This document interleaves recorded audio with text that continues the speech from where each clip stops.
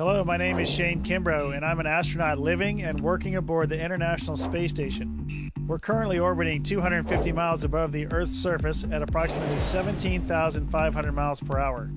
You may be wondering how it's possible for the space station to be continuously orbiting Earth. Well, today we're going to answer that question and explore centripetal force in the microgravity environment of the space station.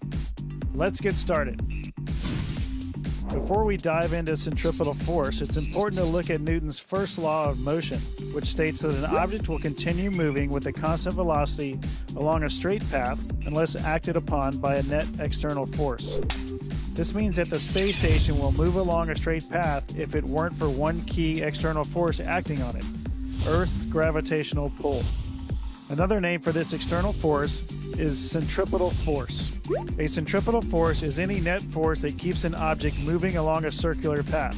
Gravity, in this case, is a centripetal force because it is the force that is keeping our space station moving in its circular path around Earth.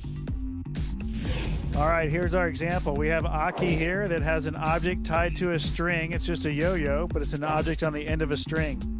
He's going to whirl this object around, attached to the string, so that it's moving in a circular path.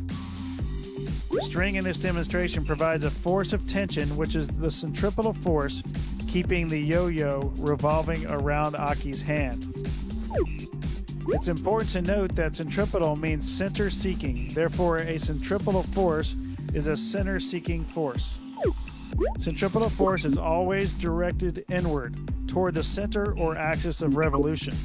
This is because it's the force of tension from the string, pulling inward, that keeps the yo-yo revolving around the axis of revolution. Now Aki's going to set the object moving in the circular path free and remove that centripetal force by releasing the string.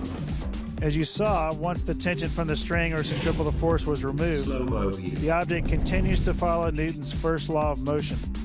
It keeps moving at a constant velocity along a straight path relative to the space station.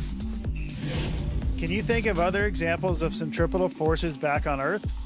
To learn more about centripetal force, use the corresponding classroom connection to conduct your own experiment and discover other ways centripetal forces play out in your everyday life.